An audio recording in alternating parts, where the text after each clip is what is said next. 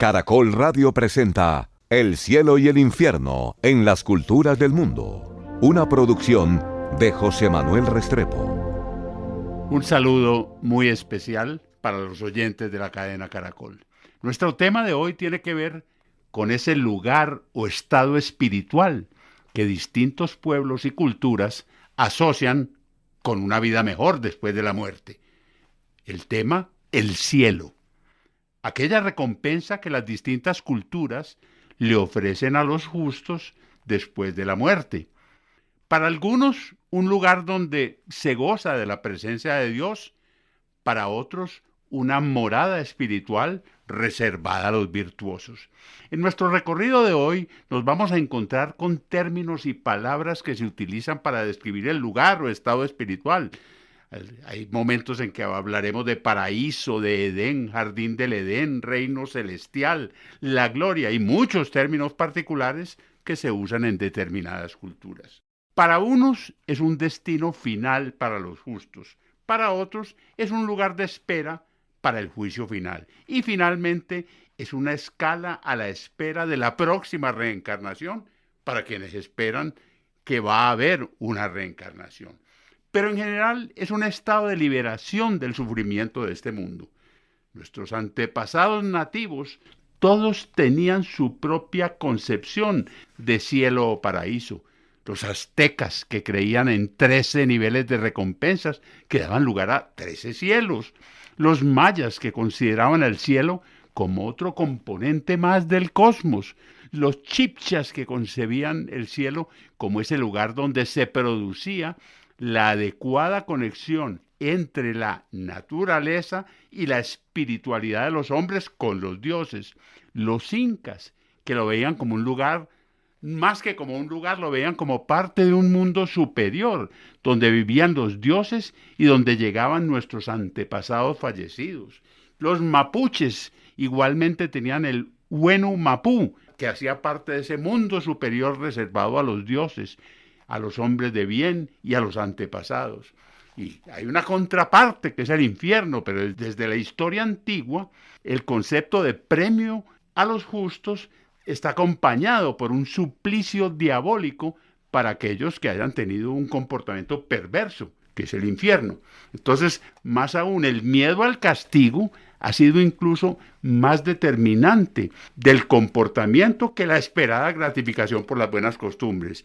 Y nuevamente nos vamos a encontrar con diferentes conceptos de castigos, desde el castigo eterno de los cristianos hasta un lugar de simple tránsito para budistas y taoístas. Son múltiples las concepciones sobre este inframundo y cada pueblo tiene su propio infierno, desde el Mictlán de los aztecas, lugar sombrío, infestado de gusanos, el Cisalba maya, o lugar de miedo, donde se alojaban las almas de los muertos, el Duat, infierno egipcio, con Amid dirigiendo torturas, seres devorados por serpientes u obligados a comer excrementos humanos, pero donde el espíritu del difunto podía superar pruebas para luego alcanzar la vida eterna. El Tártaro de los griegos, considerado como una prisión eterna para los seres malvados en lo más profundo del inframundo.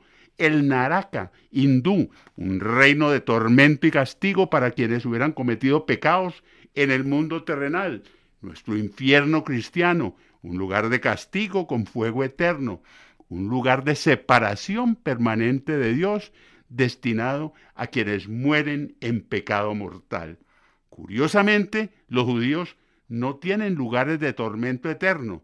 Tienen el Sheol y el Gehenna, que son más bien lugares temporales de oscuridad y de purificación para los fallecidos. Pero iniciemos nuestro recorrido virtual por los cielos en las distintas culturas.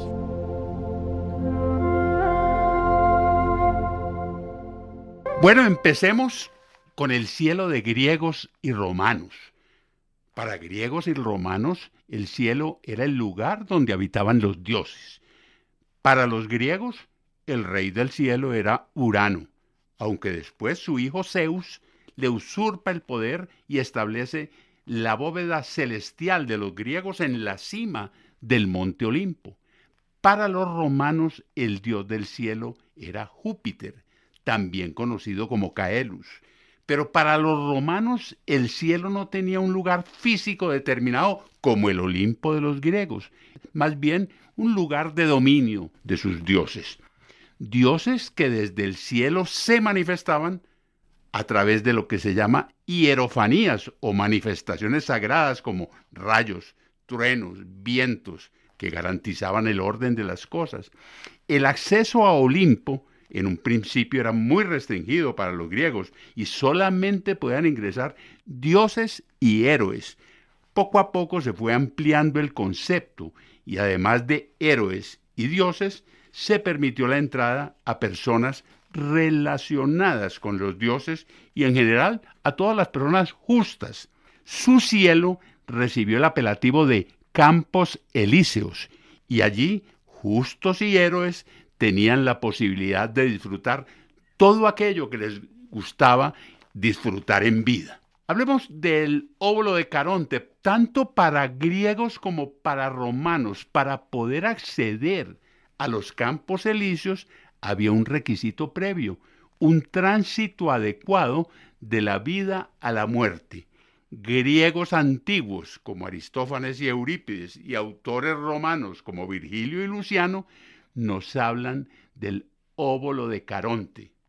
Costumbre que se origina en Grecia, en la mitología griega. El óvulo es una moneda, por lo general de plata de la antigua Grecia, que debía colocarse en la boca del difunto previo al funeral para pagar los servicios del barquero Caronte, que les iba a ayudar a cruzar el río Acaronte y llegar así al reino de los cielos. Si el difunto no llevaba la moneda, su alma podría ser condenada a vagar durante 100 años por las orillas del río Aqueronte, antes de poder volver a acceder al transporte del famoso barquero Caronte. Esta moneda se interpretaba como un sustento para el viaje al otro mundo, unos viáticos para ese paso de la vida a la muerte. Los romanos se adhirieron a esta tradición, al igual que los griegos. Con este pago se garantizaba que el barquero llevaba el alma a la otra orilla del río, que marcaba el límite entre el mundo de los vivos y el inframundo para poder intentar acceder a los Campos Elíseos. Pero ¿cuál era el destino de quienes no lograban acceder al Olimpo o a los Campos Elíseos? Para ellos estaba reservado el lugar más profundo del inframundo, el Tártaro. Se trataba de una especie de prisión eterna, una versión de una mazmorra especializada en sufrimiento. Era un lugar dominado por Hades para los griegos y por Plutón para los romanos.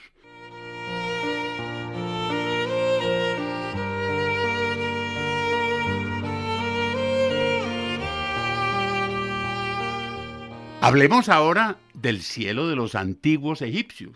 En Egipto, en el Egipto antiguo, no se consideraba la muerte como el fin de la existencia, sino simplemente como un paso para continuar la vida en una forma más espiritual.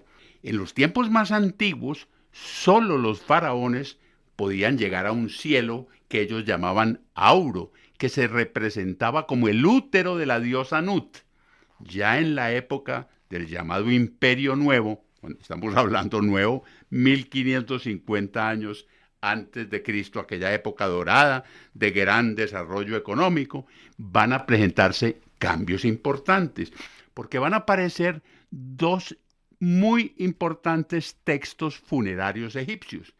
El libro de las puertas, que describía el viaje nocturno del difunto. El difunto debía superar 7 puertas custodiadas por dioses y diosas en su transición al más allá. Pero aparece el texto funerario más importante de todos, el libro de los muertos. Allí se encontraban todo tipo de hechizos, consejos, rituales, oraciones que le iban a ayudar al difunto a superar los obstáculos y le anticipaban los peligros y las dificultades que se iba a encontrar al pasar de una vida a la otra. Ese libro de los muertos hacia 1550, hasta casi los tiempos de Jesús, es un conjunto de ritos que van a orientar al difunto y lo van a preparar para afrontar el juicio de Osiris. No se trataba de un libro, pues como lo conocemos hoy. Es una serie de textos funerarios que se agrupaban y se personalizaban para cada difunto. Estaba escrito sobre esos rollos de papiro que debían mencionar repetidamente el nombre del fallecido. Papiros que se introducían en la tumba para guiar al muerto en ese recorrido.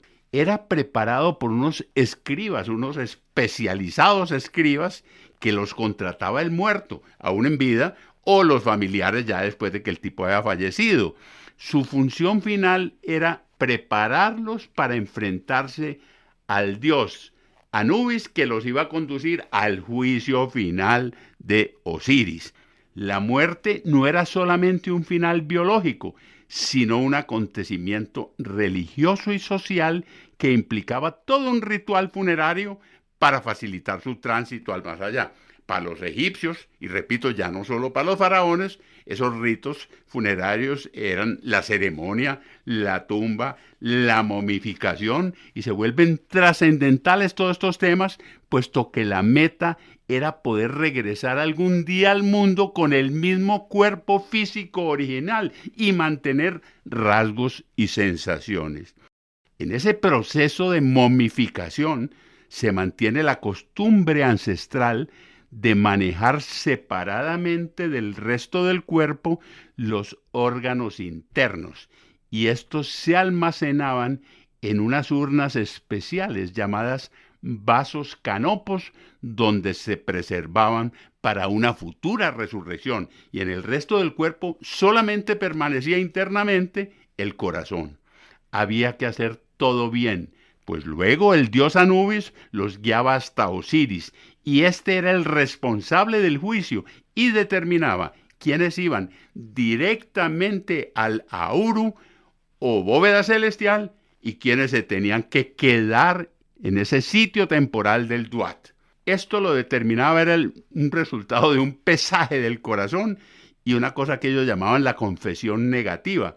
Durante la confesión negativa, al difunto, Osiris le iba a presentar una lista de 42 pecados que resumían el código moral de los egipcios, una especie de nuestros 10 mandamientos, y el muerto debía jurar ante Osiris que no había cometido ninguno de estos 42 pecados.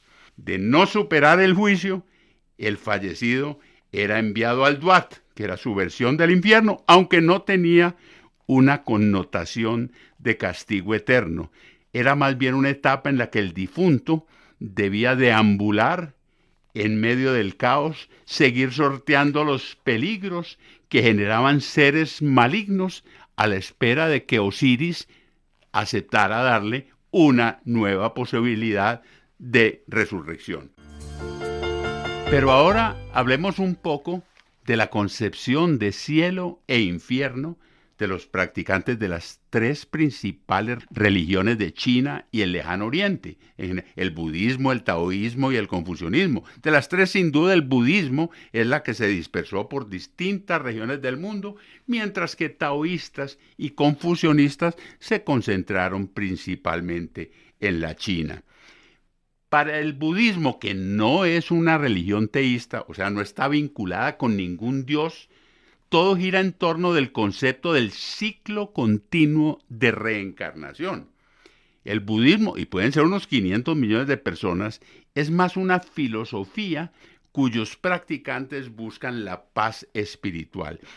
Recordemos que los budistas creían en el samsara, que era ese círculo constante y continuo de muerte, reencarnación, vida, muerte, reencarnación.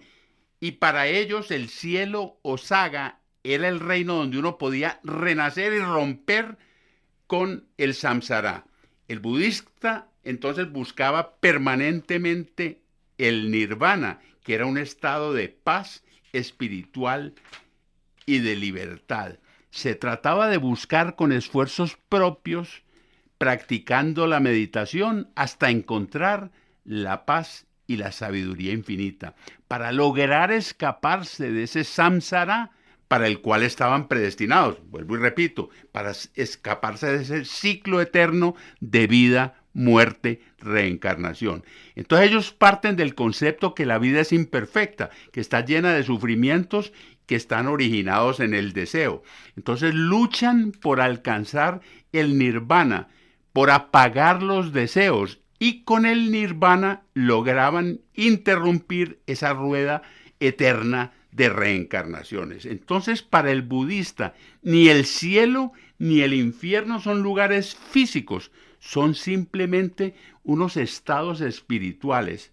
El cielo interior, o saga, o Shangdi, es un estado de felicidad y de placer que se logra como resultado de la buena conducta y la generosidad para con el prójimo y por el cultivo de la virtud y del cumplimiento de las normas sociales. Ese es el cielo interior o saga. Y el infierno interior o naraka o diyu, más que un castigo eterno, es un estado de disarmonía y perturbación interna originada en comportamientos negativos, en la codicia, en la arrogancia y en la falta de una adecuada conciencia moral. Pasemos al taoísmo. El taoísmo es una religión o filosofía con énfasis en la vida, y es el camino a vivir en armonía con el Tao. Y el Tao es una fuerza eterna que lo abarca todo. Entonces se trata del camino o vía fundamental del universo y la vida. A falta de uno, ellos manejan 3 dioses, porque decíamos que el budismo no tiene Dios. Entonces el taoísmo tiene 3 dioses: el Señor primordial del cielo, el Señor celestial del tesoro luminoso y el Señor celestial del Tao. Los 3 conforman 3 reinos sagrados, o 3 pristinos, que lo llaman, o 3 joyas. Entonces, para el taoísta, el cielo, el Tian, es como la fuerza que sustenta el universo y el lugar donde residen los seres celestiales. El cielo es el lugar de la pureza y la armonía, donde las almas pueden alcanzar la iluminación y la inmortalidad. En el Tian también residen los seres inmortales, si el taoísta practica la disciplina y la buena conexión con la naturaleza. En ese caso puede convertirse en ser inmortal y acceder a tener su residencia en el cielo. Pero por otro lado está el Diyu, que es el equivalente al infierno. No es un lugar de castigo eterno, sino más bien un lugar de purificación para las almas antes de llegar a la reencarnación.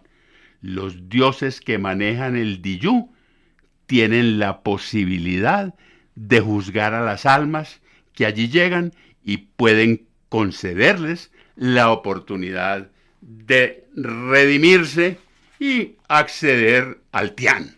Esto es un poco complicado, estas culturas orientales. El confucianismo. Para los seguidores de Confucio, el cielo y el infierno no son lugares a los que se llega después de la muerte. El cielo, o Shangdi, está representado en experiencias positivas en la vida.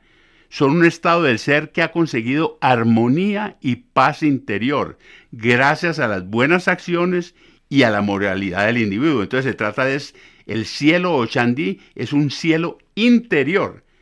Paralelamente, el infierno o Diyu representa la perturbación, la mala armonía interior que experimenta la persona por su mal comportamiento, por sus pecados de conciencia, porque entonces igualmente, si el cielo es un cielo interior, el infierno o Diyu es un infierno interior. Entonces cerremos diciendo que para los confucianistas, cielo e infierno no son parte del futuro después de muerto, ni son destinos finales, son parte de la vida actual de las personas.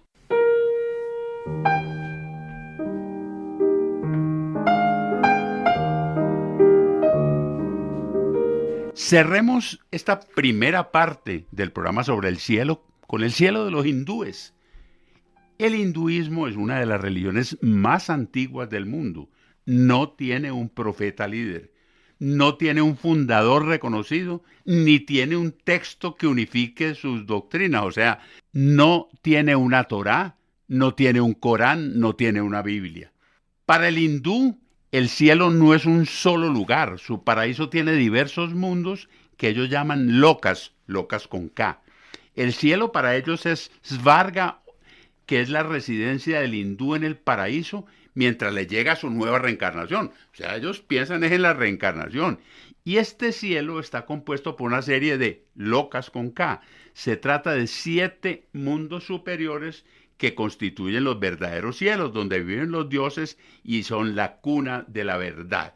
Entonces, el Svarga y sus mundos celestiales están situados en el monte Meru, montaña mítica de los hindúes, que tiene un monte homónimo en Tanzania, pero no cerca del Kilimanjaro, pero no, este es un monte mítico de ellos, y ese monte mítico tiene como capital a Amaravati, cuya entrada es custodiada por un elefante blanco de 4 colmillos y 7 trompas, que se llama el Airavata. En la mitología hindú, este elefante se asocia con su dios Indra. Pero la estadía de los hindúes en estos cielos y en el Svarga es solo temporal.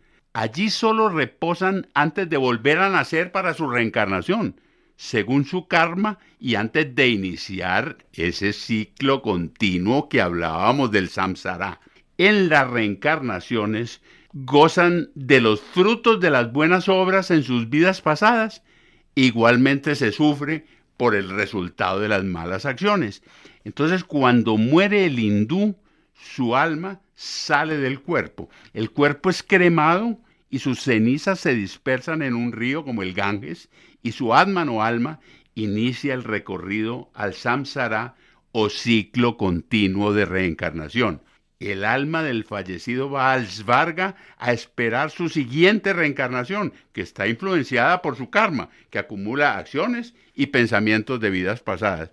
Por eso su disfrute en un mundo de los cielos será de carácter temporal mientras llega su siguiente reencarnación. Ahora bien, el objetivo final del hindú es alcanzar el moksha, cuando el alma logra la liberación espiritual y el individuo logra romper con las ataduras del ciclo continuo del samsara. Entonces podríamos afirmar que el moksha es el cielo permanente del hindú, ya que el Svarga es un cielo o recompensa temporal mientras llega la reencarnación. El hindú busca esa realización y liberación espiritual con el Saranagati, que es un proceso de total entrega a Dios, utilizando herramientas como el yoga y el tantra hindú. Digamos finalmente que el infierno del hinduismo es el mismo Naraka del budismo, un lugar de tormentos, un sitio de castigo y sufrimiento ubicado debajo de la tierra.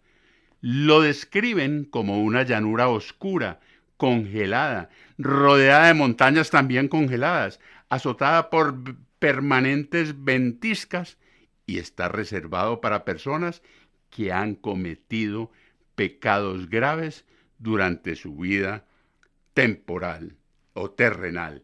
El Naraka está gobernado por Yama, que es el dios de la muerte, y a diferencia de otros infiernos, Naraka no es necesariamente eterno, pues algunas almas, según su karma, pueden eventualmente lograr su liberación. Continuamos con El cielo y el infierno en las culturas del mundo.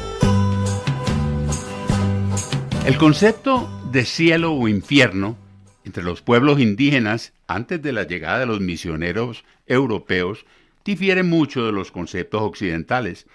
Las diferentes culturas tenían sus propias creencias sobre sus dioses y la vida después de la muerte. Y no eran pocos, se estima que había una población indígena en América de unos 50 millones de habitantes, agrupados como en 120 familias lingüísticas.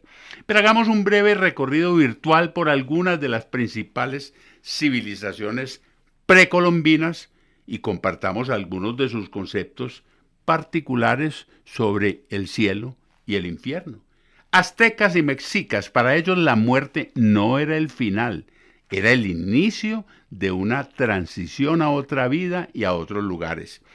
El alma del fallecido ingresaba inicialmente al inframundo, un lugar descrito como oscuro, desértico, frío y maloliente, e iniciaba un recorrido de 9 niveles, buscando alcanzar su destino final, el Mictlán, que era como su cielo, donde residía el dios Mictlancutl. Los niveles previos que debía superar el alma del fallecido incluían temas como tierra, agua, montañas, vientos, banderas de caos, sufrimientos, seres amenazantes con flechas y otros que devoraban corazones. El alma debía superar todas estas múltiples pruebas llenas de peligro en su proceso de purificación y preparación para el descanso eterno. Como especie de compensación en su recorrido, el alma tenía el privilegio de conocer varios dioses aztecas, y el lugar del descanso eterno, el Mictlán, para aztecas y mexicas, era un lugar de paz, un paraíso florido donde abundaban los árboles frutales, el maíz y el frijol. Este Mictlán sería como el cielo de los aztecas. Sus vecinos, los mayas, también tenían que hacer un recorrido para tratar de llegar a ese paraíso florido. Un lugar, además de físico, un estado espiritual.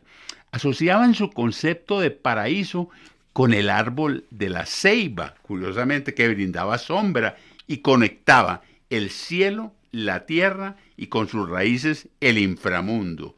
El cielo o paraíso florido de los mayas se llamaba Tamuanchán y se asociaba con el origen de la vida y el origen de la humanidad. Lo que podría catalogarse como especie de infierno de los mayas era el Xibalba, pero tampoco se trataba de un castigo eterno, era un sitio de tránsito, eso sí, un lugar de miedo, tenebroso y oscuro, donde se iniciaba el recorrido del inframundo. Pero hablemos de los nuestros, de los chibchas. Para los chibchas, el cielo era un lugar reservado a los dioses. Cuando el chibcha muere, el alma inmortal sale del cuerpo, el cuerpo muere. La muerte no constituía el fin absoluto, sino una transición a otro plano de la existencia, en un mundo que ellos llamaban la Iraca. Los muiscas momificaban el cuerpo por deshidratación y lo enterraban envueltos en mantas, y las almas iniciaban no un ascenso, sino un descenso al centro de la tierra por caminos y barrancos de tierra amarilla y negra, cruzando un río en balsas de tela de araña. Las almas no van al cielo ni al infierno, todas descienden a la tierra de los muertos. Ellos creían en la reencarnación y le rendían gran culto a los antepasados.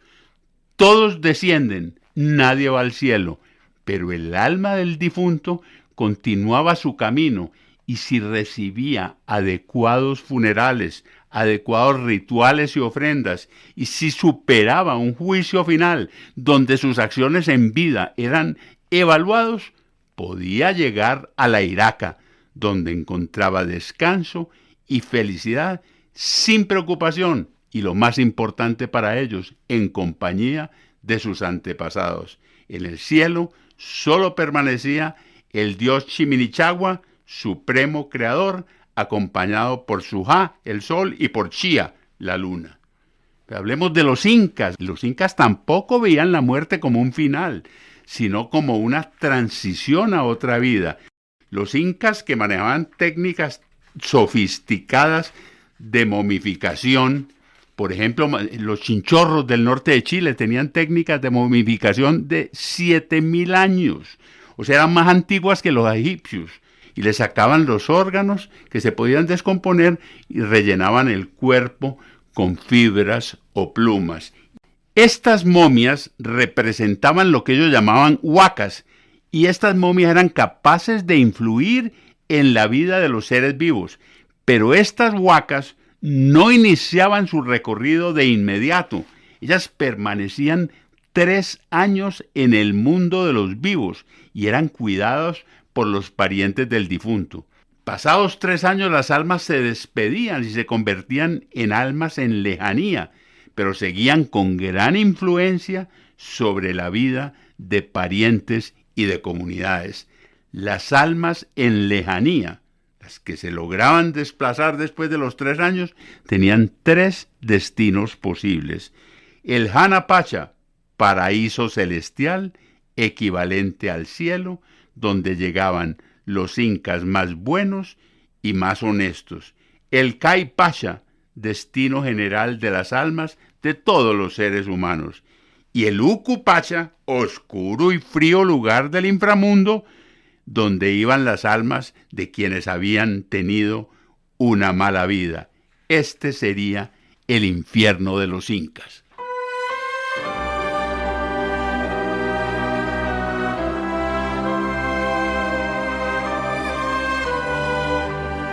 Bueno, hablemos del cielo y del infierno de los musulmanes. En el Islam, como en el cristianismo, sí se tienen alternativas de cielo o infierno. Para ellos, cielo o Yaná o Senet, que significa jardín, para recompensar a los buenos, e infierno o Hanam o Shenem, para castigar a los malos. El juicio que decide su destino se produce el mismo día en que la persona muere.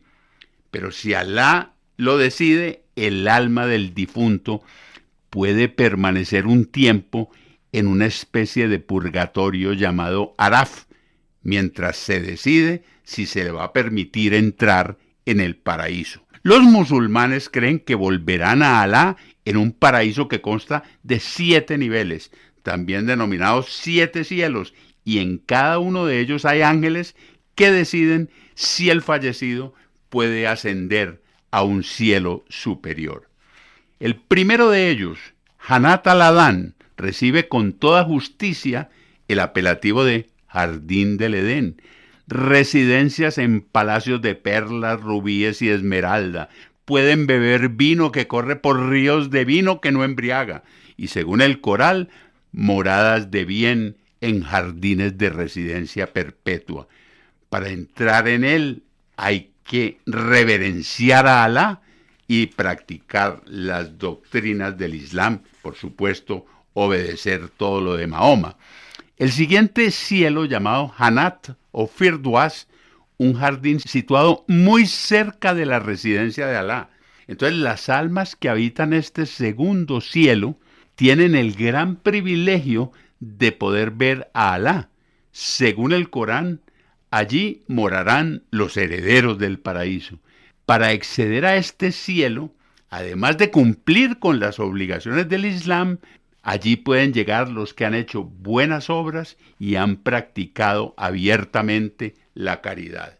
El tercer cielo es el Jannat, el Naim, o Jardín de la Dicha, o Jardín de las Delicias, y está reservado para quienes dedicaron sus vidas a complacer a Alá. Los que lo alcanzan viven en casas de oro y plata, rodeadas de árboles frutales de fantasía. Por sus territorios corren ríos de leche, de miel y de vino. Para el Corán, quienes crean y se hayan dedicado a obrar el bien, podrán estar en el tercer cielo. Ellos lo llaman jardines de la dicha. A este cielo acceden también los que han sido muy virtuosos durante su vida. Llegamos al cuarto cielo, o Jannat ul-Ma'wa, con la connotación más de descanso. Este es un cielo como de descanso, y su nombre se puede traducir como el jardín del refugio, donde hay paz y alegría, y donde no existen los problemas ni las dificultades. A este cielo llegan los devotos y llegan los mártires que han dado su vida por el Islam y que quieren encontrar un sitio de paz. El quinto cielo es el Jannat ul Khuld, que es una especie de jardín de la eterna juventud. Es el jardín de la eternidad. Los que allí llegan no se enferman, no cambian, no se mueren, no crecen, no experimentan tristeza. Es un cielo destinado a los más devotos. El sexto cielo es el Dar us-Salam, que es el jardín de la paz, un jardín florecido destinado a los justos que promovieron la paz en la tierra. Se dice que al llegar te saludan los ángeles con un la paz sea contigo. Este es un cielo donde no existe el dolor ni se experimentan conflictos. Es un reino de bondad y de armonía. El Corán se refiere al sexto cielo cuando dice Dios invita a la morada de la paz. Al sexto cielo acceden los que han superado todos los requisitos de los anteriores cielos, han llevado una vida recta, han hecho buenas obras, han cumplido los deberes religiosos, le han pedido perdón a Alá por cualquier pecado cometido en sus vidas. Y llegamos al séptimo cielo, el Dar u Makam, cielo a donde solo llegan los piadosos, aunque algunos consideran que a este cielo no se le permite entrar a nadie y que este es un cielo exclusivo para la residencia del profeta Mahoma, pues se trata del premio de Alá a Mahoma por difundir el mensaje del Islam por el mundo. Pero bueno, paralelamente también hay 7 infiernos. El infierno Jahannam, con 7 niveles que sirven para impartir justicia a los musulmanes que no practicaron las enseñanzas de Alá, que no cumplen con la normativa del Islam y en general para todos los infieles. Para los musulmanes el infierno es un lugar real, donde los condenados sí reciben un castigo de fuego eterno, un lugar enorme, con fuego que llega hasta las entrañas, donde se comen alimentos amargos y se bebe agua caliente, o se bebe una bebida horrorosa que se llama al-Sadid, una mezcla de sangre y pus. Al infierno se llega por puertas distintas y al entrar la persona recibe un nivel de castigo. Pero hay castigos especiales para los que no rezan, para los que niegan la existencia de Alá, para los que se aprovechan de viudas, para los brujos, para los magos, para los idólatras, para los que cometieron crímenes y robos y para los hipócritas que han dividido a la comunidad musulmana. El infierno musulmán o Jahannam tiene un lugar especial para todos los infieles que no siguen a Alá, con máximos castigos para aquellos que matan musulmanes.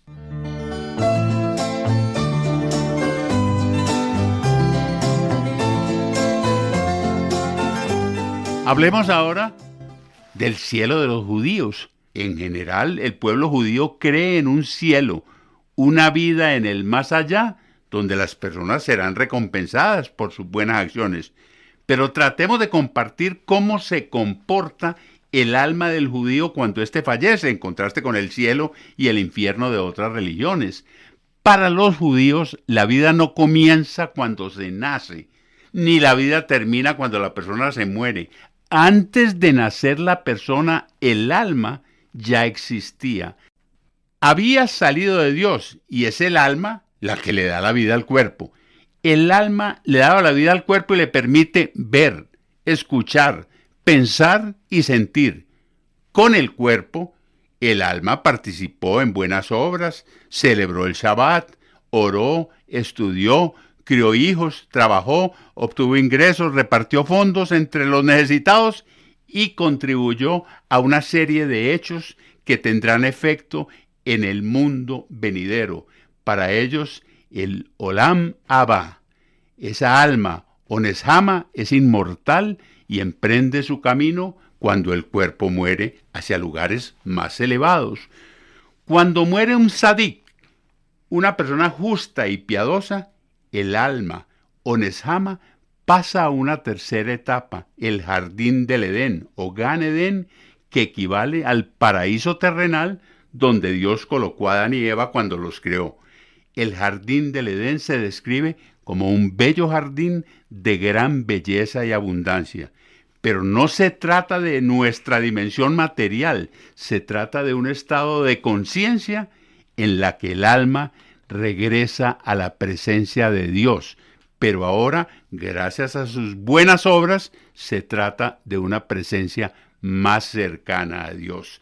El Gan Edén sería un equivalente a nuestro cielo, aunque recordemos que en las etapas de la vida del judaísmo seguiría pendiente la llegada del Mesías, que representaría la liberación y salvación del pueblo judío y del resto de la humanidad. También estaría pendiente la resurrección de los muertos, el juicio final donde las almas justas disfrutarían en forma definitiva del Obam Haba, mundo venidero o cielo. Los malvados, el alma de los judíos malvados y pecadores, van al Gehenna, un lugar de purificación donde sufren tormentos. Pero tampoco se trata de un lugar de castigo eterno, sino en un lugar más bien de conversión y de purificación temporal. Una purificación que normalmente es de 12 meses, aunque también existe una categoría de malvados absolutos que pueden permanecer indefinidamente en el Gehenna. Pero para nuestro tema de hoy, podemos afirmar que para los judíos sí existe el cielo, el Gan Edén. Existe una especie de purgatorio, el Gehenna, pero no existe un infierno de castigo permanente.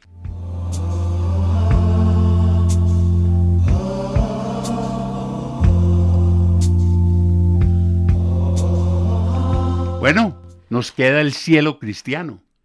Para la gran mayoría de los cristianos, el cielo es el lugar donde reside Dios y el sitio donde los justos disfrutarán la eternidad. Se trata de la morada de Dios y de los ángeles y el destino final de los creyentes justos.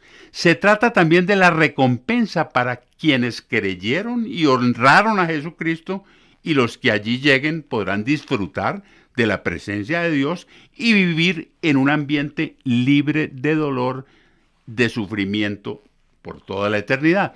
El cielo tiene gran presencia en los libros sagrados cristianos, pero en nuestros textos sagrados no hay explicaciones detalladas de cómo es el cielo, como se da, por ejemplo, en el Islam. Los escritores cristianos dan por sentado que los cristianos creemos en el cielo y lo reconocemos como la morada de Dios y de los ángeles. Veamos qué dice del cielo algunos de los autores sagrados del cristianismo. Pablo de Tarso menciona varias veces el cielo en sus epístolas o cartas a ciudadanos de distintas partes. En la primera carta de Pablo de Tarso a los habitantes de Tesalónica, dice: el Señor mismo descenderá del cielo, con voz de mando, con voz de arcángel y con trompeta de Dios. En la epístola de Pablo a los filipenses dice: en cambio, nosotros somos ciudadanos del cielo, de donde anhelamos recibir al Salvador, el Señor Jesucristo.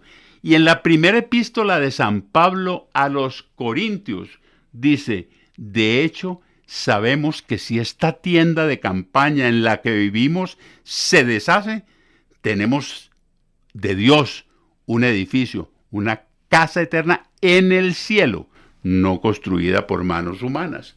Ahora, por los evangelistas canónicos también nos hablan varias veces del cielo. Lucas y Marcos se refieren al episodio de la Ascensión, la fiesta que estamos celebrando en este fin de semana. El Evangelio de Lucas dice: después los llevó Jesús hasta Betania y allí alzó las manos y los bendijo. Mientras los bendecía, se alejó de ellos y fue llevado al cielo.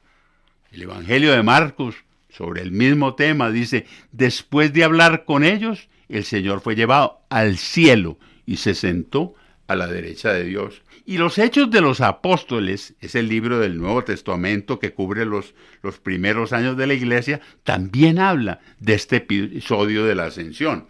Y dice: Ellos se quedaron mirando fijamente al cielo mientras él se alejaba. Y de repente se acercaron dos hombres vestidos de blanco que les dijeron: Galileos, ¿qué hacen aquí mirando al cielo? Este mismo Jesús que ha sido llevado de entre ustedes al cielo, vendrá otra vez de la misma manera como lo han visto irse. Pero quien más escribe sobre el cielo es el evangelista Mateo. Mateo registra las palabras de Juan el Bautista: arrepiéntanse, porque el reino de los cielos está cerca. Y registra las palabras de Jesús al apóstol Pedro, cuando le da autoridad y poder. Dice: te daré las llaves del reino de los cielos, y todo lo que ates en la tierra quedará atado, y todo lo que desates quedará desatado en el cielo. Tanto Mateo como Lucas registran también la respuesta de Jesús a la petición de los apóstoles de que les enseñara a orar. Y Jesús les enseña el Padre Nuestro. Y el Padre Nuestro tiene claras referencias al cielo. Dice: Padre nuestro que estás en los cielos, santificado sea tu nombre. Venga tu reino. Hágase tu voluntad, así en la tierra como en el cielo.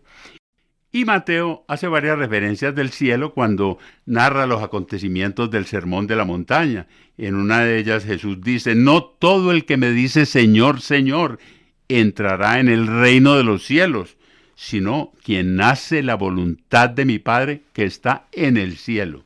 Bueno, esto todo sobre el cielo, aunque vuelvo y repito, ninguno habla de cómo es el cielo. El infierno para los cristianos existe un lugar de castigo para los pecadores. Se trata de un castigo eterno destinado a albergar las almas que mueren en pecado mortal.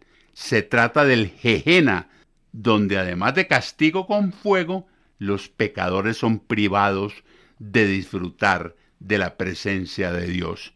Según el Apocalipsis, en el infierno, los malvados tomarán en la copa de la ira de Dios y estarán en el fuego y serán forzados a tomar llamas.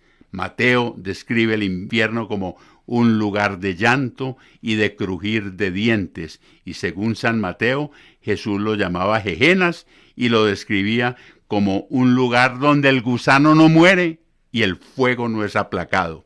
Ahora, la tradición judeocristiana se ha inventado a Satanás o el diablo como gobernante del infierno, pero este no es un tema bíblico. Satanás como gobernante es más una idea que puede haber salido de la Divina Comedia de Dante Alighieri y de otras novelas y pinturas.